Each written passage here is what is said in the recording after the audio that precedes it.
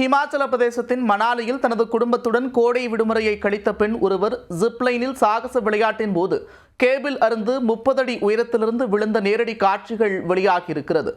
சுற்றுலா தலங்களில் சாகச விளையாட்டுகளின் அச்சுறுத்தும் பின்னணி என்ன?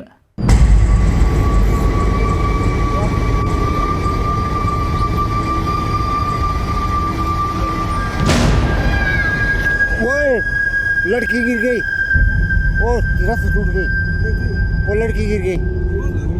நாக்பூரைச் சேர்ந்த பிரஃபுல்லா மற்றும் பிஜ்வே தம்பதியினரின் மகள் திர்ஷா.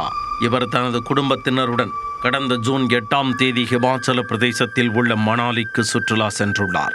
இமாச்சல பிரதேசத்தில் சுற்றுலா பயணிகளை கவருவதற்காக பாராகிளைடிங், ஜிப்லைனர் டிராவல், பங்கி ஜம்ப் என பல்வேறு சாகச விளையாட்டுகள் உள்ளன.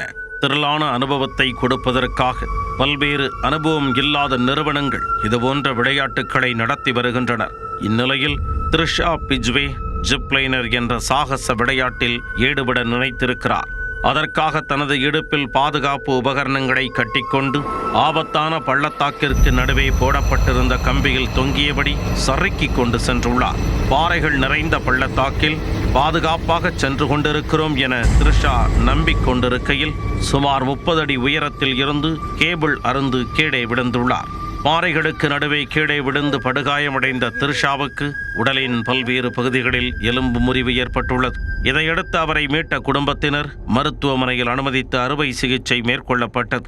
இந்த சம்பவம் மணாலி போன்ற பிரபலமான சுற்றுலா தலங்களில் உள்ள சாகச விளையாட்டுகளின் பாதுகாப்பு தரநிலைகள் மற்றும் ஒழுங்குமுறை குறித்து கடுமையான கவலைகளை எழுப்பியுள்ளதாக பல்வேறு தரப்பினரும் எதிர்ப்பு தெரிவித்து வருகின்றனர்.